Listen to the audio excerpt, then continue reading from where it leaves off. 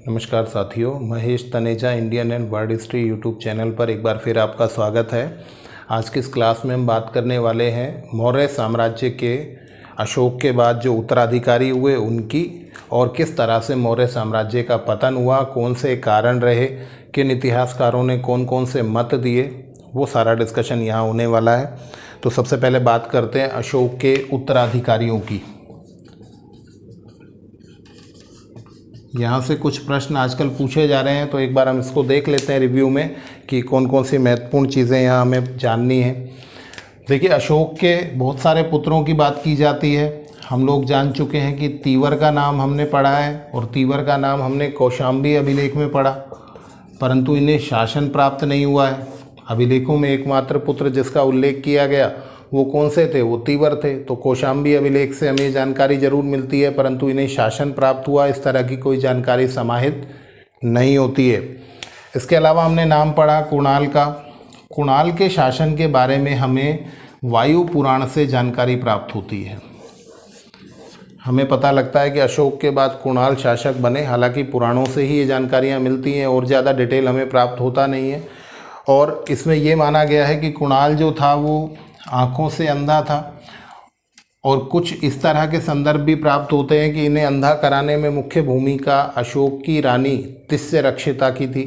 तिस्य रक्षिता, जिनके बारे में हम जिक्र कर चुके हैं कि इन्होंने बोधि वृक्ष को भी हानि पहुंचाई थी।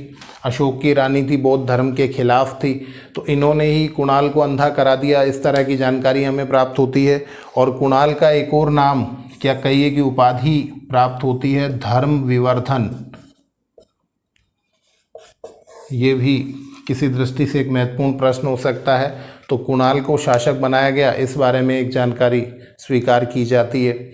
इसके अलावा बात करें कि एक और पुत्र का नाम हमें प्राप्त होता है कुस्तन, और कुस्तन के बारे में एक कहानी प्रचलित है, उसके बारे में थोड़ा सा जिक्र कर लेते हैं। ये कहा जाता है कि अशोक का जो एक पुत्र हुआ, उस पुत्र के बारे में ये भविष्यवाणी की गई कि वो अशोक के शासन काल में ही वो राजा का पद धारण कर लेगा, अर्थात वो राजा बन जाएगा। और यदि इस तरह की भविष्यवाणी अशोक को प्राप्त हुई तो अशोक को लगा तो इसका मतलब ये है कि ये मेरे ही साम्राज्य को छीनकर मेरे समकक्ष कहीं शासक बनेगा।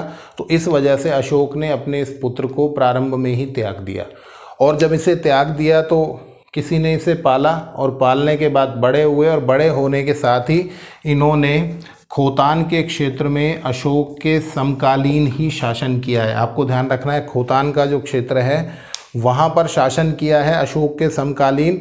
और इस पुत्र का नाम पड़ा कुस्तन, और कुस्तन इसलिए क्योंकि इन्होंने कुस्तन अर्थात इन्हें अपनी माता का दुग्ध पान करने का भी अवसर प्राप्त नहीं हुआ, इस वजह से कुस्तन नाम हुआ। और खोतान क्षेत्र में अशोक के समकालीन इस पुत्र ने शासन किया, ऐसी जानकारियाँ प्राप्त होती है। तो हमने बात की तीवर की, फिर हमने बात की कुणाल की और कुस्तन की, जो खोतान के क्षेत्र में शासन की भूमिका में, शासक की भूमिका में हमें दिखाई देते हैं। इसके बाद दो पौत्रों की बात हम कर लेते हैं जो शासक बने, और ये जो दो पौत्र हैं ये कौन कौन से हैं? एक तो दशरथ हैं और एक संप्रति हैं।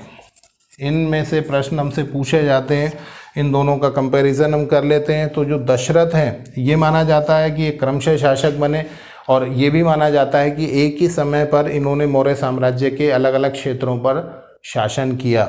तो दशरथ के बारे में दो इम्पोर्टेंट फैक्ट्स हैं, आपको वो ध्यान रखने हैं। एक तो ये कि इन्होंने अशोक के समान देवा नाम प्रियदर्शी की उपाधि धारण की। ठीक है, मौर्य साम्राज्य का अशोक के अलावा कौन सा शासक है जिसने देवा नाम प्रियदर्शी की उपाधि धारण की? तो वो कौन है? वो दशरथ है। और दूसरी, अशोक से ही सिमिलर एक विशेषता आपको ध्यान रखनी है कि इन्होंने भी आजीवक संप्रदाय के भिक्षुओं के लिए गुफाओं का निर्माण कराया। और कौन सी गुफाएं बनवाई इन्होंने? तो नागार्जुनी गुफाएं। कौन सी गुफाएं बनवाई?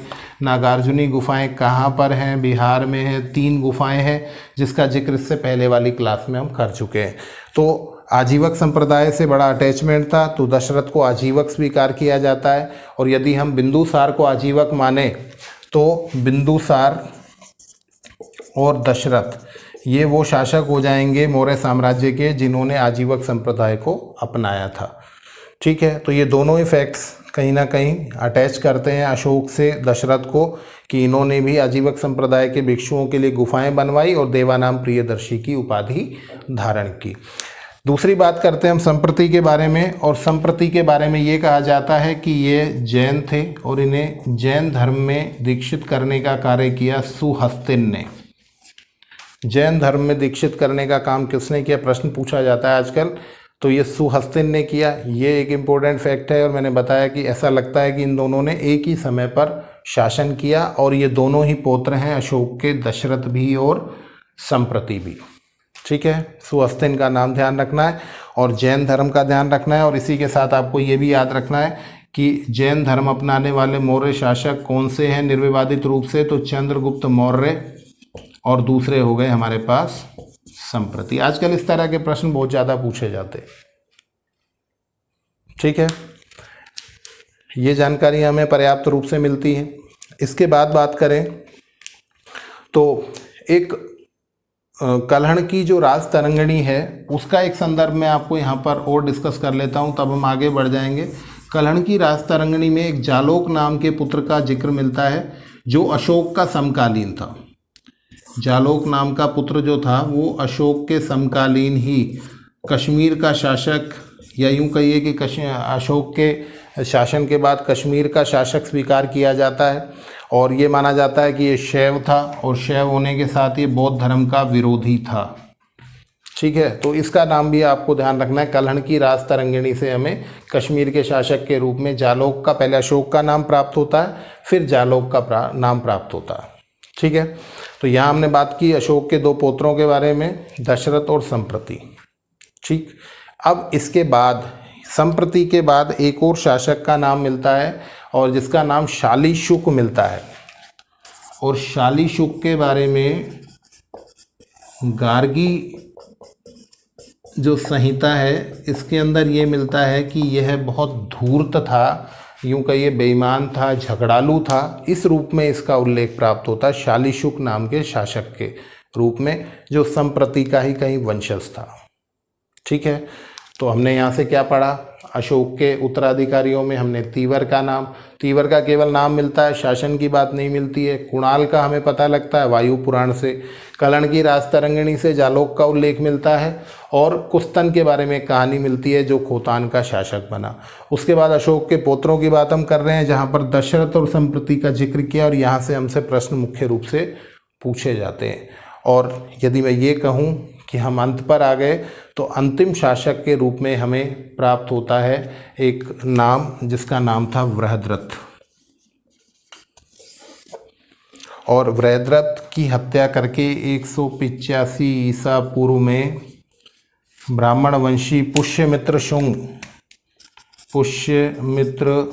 शुंग ने, जो ब्राह्मण थे, ब्राह्मण वंशी पुष्यमित्र शुंग ने वृहद्रथ की हत्या करके एक नए साम्राज्य की स्थापना की और वो शुंग साम्राज्य के नाम से जाना जाता है। और आपको इस बात का ध्यान रखना है कि शुंग साम्राज्य की स्थापना वृहद्रथ की हत्या करके मौर्य साम्राज्य की समाप्ति करते हुए की गई और ये भारत का प्राय प्रथम ब्राह्मण राजवंश कहलाता है। पुष्यमित्र शुंग के द्वारा जो स्थापित किया गया वो भारत का प्रथम ब्राह्मण साम्राज्य स्वीकार किया जाता है। हालांकि इसके बाद के जो वंश हैं, कर्ण वंश है आदि, तो वहाँ से ब्राह्मण साम्राज्यों की हमें जानकारियाँ प्राप्त हो जाती हैं, पर ये प्रारंभिक ब्राह्मण साम्राज्य स्वीकार किया जाता। ठीक है, तो इस तरह से हमने देखा कि मौर्य साम्राज्य के जो अंतिम शासक थे इनका कोई बहुत बड़ा महत्व नहीं रहा। इन लोगों की शायद कार्य प्रणाली जो थी उतनी स्तरीय नहीं थी, इनके पास अच्छे प्रधानमंत्री नहीं थे, क्योंकि हमने जब बात की थी तो चाणक्य का नाम हमने लिया, अशोक के समय राधा गुप्त थे, वो भी अच्छे जानकार थे। बाद के शासकों ने उतनी जिसे कहें कि कटिबद्धता नहीं दिखाई, उतनी लय नहीं दिखाई अपने शासन को व्यवस्थित करने की, और इस वजह से मौर्य साम्राज्य पतन की ओर चला गया। अब इस अंतिम शासक के बारे में जो बाणभट्ट है, इन्हें प्रज्ञा दुर्बल कहते हैं। प्रज्ञा दुर्बल का मतलब क्या होता है कि इनकी बुद्धि कम थी, अर्थात ये बुद्धिमान नहीं थे। किसने कहा है? बाणभट्ट। बाणभट्ट के बारे में हम जानते हैं, हर्ष के दरबार में थे, कादंबरी हर्षचरित इनकी रचनाएं रही है। तो प्रज्ञा दुर्बल किसे कहा गया? वृहद्रथ को कहा गया। और मज़े की बात ये कि वृहद्रथ वंश से शुरू हुई कहानी मौर्य शासक वृहद्रथ पर जाकर समाप्त हो गई। जो हमने मगध को पढ़ना शुरू किया था तो वृहद्रथ वंश से शुरू किया था और मौर्य काल के अंतिम शासक का नाम भी क्या है, वृहद्रथ है। चलिए अब बात करते हैं मौर्य साम्राज्य के पतन के कारणों की। बहुत इंपॉर्टेंट और बहुत इंटरेस्टिंग फैक्ट्स हैं जिनको हमें लेकर चलना है। देखिए यहाँ पर बहुत ज़्यादा नहीं, केवल 4 मतों की बात करेंगे। जो मुख्य 4 मत हैं उनकी बात हम करेंगे और उन 4 मतों के आधार पर डिसाइड करने की कोशिश करेंगे कि मौर्य साम्राज्य का पतन क्यों हुआ। तो पहला मत जो है वो है अशोक की शांति नीति, और ये मत है हेमचंद्र राय चौधरी का। हेमचंद्र राय चौधरी, ठीक है। पहले मत से बात को शुरू करते हैं, पहले हम इसको डिस्कस कर लेते हैं, फिर इसका कंपैरिजन बाकी मतों से करेंगे।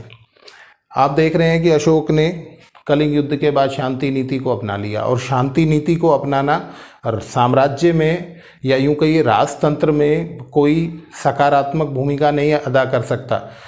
लोकतंत्र में आप देखिए भारत की आज की स्थिति देखिए, भारत की स्थिति यदि आप देखेंगे तो भारत के चारों तरफ जितने भी देश हैं वो लगभग भारत के अगेंस्ट है। अगेंस्ट का मतलब विरोधी हैं, और फिर भी भारत सुरक्षित है क्योंकि ये शासन की वो प्रणाली है जिसे लोकतंत्र कहा जाता है। लोकतंत्र में यदि आप चारों तरफ दुश्मन भी इकट्ठे कर लेते हैं तो कोई समस्या नहीं है, और यदि आप शांति नीति को अपनाते हैं तो भी कोई समस्या नहीं है। परंतु राजतंत्र में ये चलता नहीं है। राजतंत्र का शासन जो होता है वो तलवार के दम पर ही जीता जाता है और तलवार के दम पर ही सुरक्षित रखा जाता है। अब अगर आपने तलवार ही फेंक दी, आपने युद्ध करना ही बंद कर दिया, तो धीरे धीरे लोग आपके क्षेत्र को कैप्चर करना शुरू कर देंगे और आपका साम्राज्य छोटा होता होता होता एक बार समाप्त हो जाएगा। ठीक है, तो हेमचंद्र राय चौधरी का जो मत है वो आपके सामने आ गया होगा कि अशोक की शांति नीति की वजह से यह साम्राज्य पतन की ओर चला गया। अगर वो आक्रामक नीति रखते तो निश्चित रूप से मौर्य साम्राज्य लंबे समय तक अस्तित्व में रह पाता। दूसरा जो मत है वो हमारा बहुत महत्वपूर्ण है, ब्राह्मण प्रतिक्रिया। ब्राह्मण प्रतिक्रिया का जो मत दिया है वो दिया हरप्रसाद शास्त्री ने। हरप्रसाद शास्त्री बहुत इम्पोर्टेंट है, कई बार रिटन एग्जाम्स में भी इस तरह के डिस्कशंस आ जाते हैं कि इसकी व्याख्या कीजिए कि ये क्या कहना चाहते हैं। तो इसको एक बार सुन लें आप प्रॉपरली। देखिए हमने ये पढ़ा कि जो वैदिक सभ्यता युग था वो ब्राह्मणों का युग था, और उसके बाद से क्या हुआ, बौद्ध धर्म आ गया, जैन धर्म आ गया, तो ब्राह्मणों के खिलाफ सब कुछ चला। अर्थात ब्राह्मणों की स्थिति क्षत्रियों के बाद चली गई, अर्थात ब्राह्मणों का बहुत अधिक दमन हुआ। और मज़े की बात यह है कि एक ब्राह्मण ने मौर्य साम्राज्य है भले ही स्थापित कराया हो, परंतु ब्राह्मणों को उतना महत्व मिला नहीं। और आप जितने भी मौर्य शासक देखेंगे या तो वो जैन दिखाई देंगे, बौद्ध दिखाई देंगे या आजीवक दिखाई देंगे। इसका मतलब ब्राह्मण धर्म को यहाँ पर पतन का सामना करना पड़ा। और ये न्यूटन का नियम कहता है, ये न्यूटन का तीसरा नियम कहता है, हर क्रिया के फलस्वरूप क्या होती है, प्रतिक्रिया होती है। तो जब आपने प्रेस किया, सप्रेस किया, ब्राह्मणों का दमन किया, तो डेफिनेटली ब्राह्मणों ने भी रिवर्स अटैक किया, और वो रिवर्स अटैक ही इस मौर्य साम्राज्य के पतन का कारण है। क्योंकि आप देख लीजिए कि किसने पतन किया इनका, तो ब्राह्मणों ने किया। ठीक है, इस चीज़ को मैं एक और संदर्भ से बताने की कोशिश करूं तो ब्राह्मण क्या काम किया करते थे, इनका काम था धर्म के क्षेत्र में, इनका काम धर्म के क्षेत्र में था। और क्षत्रिय जो थे इनका जो मूल क्षेत्र था वो रक्षा का था, शासन का था। परंतु आप देख लीजिए कि 6वीं शताब्दी ईसा पूर्व से ही जो क्षत्रिय है उन्होंने धर्म के मामले में हस्तक्षेप शुरू कर दिया। क्योंकि बौद्ध धर्म, जैन धर्म क्षत्रियों के द्वारा चलाए गए, तो इसका मतलब क्षत्रिय किस क्षेत्र में आ गए, धर्म के क्षेत्र में आ गए। तो डेफिनेटली ये सिस्टम बंद हो गया कि वर्ण व्यवस्था किसी एक निश्चित वर्ण के आधार पर ही उसको कार्य प्रदान करेगी। इसका मतलब ये हुआ कि अब जो ब्राह्मण हैं वो भी अपना क्षेत्र बदलेंगे, और अब आप देख लीजिए कि ब्राह्मण जो है वो शासन के क्षेत्र में आ गए। तो ब्राह्मणों की प्रतिक्रिया मतलब हरप्रसाद शास्त्री जी ये कह रहे हैं कि आपने हमारा ध्यान नहीं रखा तो हमने आपका ध्यान नहीं रखा, और निश्चित रूप से ब्राह्मणों की इस प्रतिक्रिया में ही मौर्य साम्राज्य पतन की ओर चला गया। ठीक है, तो ये दूसरा मत आपको ध्यान रखना है। तीसरा जो इम्पोर्टेंट फैक्ट है वो है अत्यंत विकेंद्रीकरण का, और इस मत को देने वाली है रोमिला थापर। रोमिला थापर जी का ये मत क्या कहता है, एक बार हम इसको समझने की कोशिश करें। देखिए, मौर्य साम्राज्य बहुत ज़्यादा अत्यंत केंद्रीयकरण, मौर्य साम्राज्य जो है वो पूरी तरह से केंद्रीयकृत शासन व्यवस्था थी। केंद्रीयकृत शासन व्यवस्था का मतलब ये है कि शासक जो है वो यहाँ से बैठा बैठा ग्राम अधिकारियों तक की नियुक्ति स्वयं करता था। और इस तरह का केंद्रीयकरण तब तो बहुत सक्सेसफुल होता है जब आपका शासक मजबूत होता है। अगर आपका शासक मजबूत है तो डेफिनेटली वो अच्छे लोगों को नियुक्तियां प्रदान करेगा शासन के विभिन्न क्षेत्रों में। पर यदि आपका शासक महत्वपूर्ण स्थिति में नहीं है, शासक बुद्धिमान नहीं है, चाटुकारिता पसंद करता है और उसके अंदर अपना एक अच्छा व्यक्तित्व नहीं है, तो डेफिनेटली वो खराब शासक नियुक्तियां भी कैसी करेगा, वो नियुक्तियां भी खराब करेगा। और जब आप इस तरह की नियुक्तियां करेंगे तो निश्चित रूप से आपका साम्राज्य पतन की ओर चला जाएगा। मतलब सारा का सारा चीज़ जो है वो डिपेंड करती है किस पर, वो शासक पर डिपेंड करती है। केंद्रीयकरण की स्थिति है, अत्यंत केंद्रीकरण है यहाँ पर, और सब कुछ डिपेंड करता है राजा पर। राजा अच्छा होगा तो शासन अच्छा होगा, और राजा यदि कम महत्वपूर्ण दिखाई देंगे, कम योग्य दिखाई देंगे, तो निश्चित रूप से ताश के पत्तों की तरह आपका यह साम्राज्य बिखर जाएगा। ये सीन यहाँ आपको देखने को मिलता है, और इस मत को देने वाली कौन है? रोमिला थापर है। ठीक है, इसके बाद हम बात करते हैं एक चौथे और लास्ट फैक्ट की जो बहुत इंपॉर्टेंट है, वो है वित्तीय पतन। और वित्तीय पतन की बात की है डी कौशाम्बी ने। डी कौशाम्बी का जितना भी लेखन है वो आर्थिक पक्ष पर ही मुख्य रूप से रहता है, और इस लेखन में इन्होंने ये कहा है कि देखिए, आपका जो साम्राज्य है वहाँ पर आपने सेना को कंटिन्यू किया और आप युद्ध लड़ने का मौका नहीं दे रहे हैं। जब युद्ध नहीं लड़ेंगे तो लूट मार का सामान, जो एक्स्ट्रा चीज़ें आती थी वो बिल्कुल बंद हो जाएंगी। और क्या होगा आपके साम्राज्य में, जब आपको एक्स्ट्रा अर्निंग नहीं होगी और आप लगातार सेना को पेमेंट करते जाएंगे, तो सेना को पेमेंट करना आपके लिए आसान नहीं होगा। आपने सेना को भंग नहीं किया है, सेना कंटिन्यू है आपके पास, और जब आप उसको भंग नहीं कर रहे हैं तो आपकी अर्निंग सोर्स कम होते चले जाएंगे। और ऐसा होगा कि एक समय ऐसी स्थिति हो जाएगी कि लोग यहाँ से आपके साम्राज्य को छीनना शुरू कर देंगे, और छीनते छीनते आपकी आर्थिक स्थिति पतन की ओर, क्योंकि साम्राज्य छोटा होते ही आपका राजस्व कम होता चला जाएगा और वित्तीय पतन की आप स्थिति में चले जाएंगे, और वित्तीय पतन ही आपके साम्राज्य के पतन का कारण हो जाएगा। ये बहुत बड़ा फैक्ट दिया किसने? डी कौशाम्बी ने दिया। तो कुल मिलाकर वित्तीय आधार बनाकर इन्होंने कहा कि मौर्य साम्राज्य के पतन का कारण जो है वो फाइनेंशियल मैटर्स ही थे, वित्त ही वो मामला था, पैसा ही वो मुद्दा था जिसकी वजह से समस्याएं उत्पन्न हुई। तो ये चार फैक्ट्स हम देखें तो हमको मूल रूप से सारी कहानी समझ में आ जाती है कि मौर्य साम्राज्य पतन की ओर क्यों गया। याद कैसे रखेंगे? तो यहाँ से याद रखेंगे कि चौधरी साहब कह रहे हैं आपके पास डंडा नहीं होगा, अगर आपके पास तलवार नहीं होगी तो भैया आपका शासन चलने वाला नहीं है। कौन कह रहे हैं ये बात? ये चौधरी साहब कह रहे हैं। और ब्राह्मणों वाली बात कौन करेंगे? तो ब्राह्मण महोदय करेंगे। ये कह रहे हैं आपने हमारा ध्यान नहीं रखा इसलिए आपका साम्राज्य पतन की ओर चला गया। और ये इनके तो नाम में डी लिखा हुआ है, तो इससे आप कैच कर लेंगे। डी मतलब डिमांड ड्राफ्ट होता है, तो डी किस बारे में बात करेंगे? तो ये वित्तीय मामलों की बात करेंगे, और रोमिला थापर का जो संदर्भ है वो तो महत्वपूर्ण है ही। तो इस तरह से मौर्य साम्राज्य पतन की ओर चला गया। ठीक है, तो ये सारे कारण ही कहीं ना कहीं समाहित रूप से कारण हैं जिसकी वजह से मौर्य साम्राज्य अपने अस्तित्व को लगातार नहीं रख पाया, और भारत का सबसे बड़ा साम्राज्य, बड़ा प्रभावी साम्राज्य जो है वो अंत की ओर चला गया।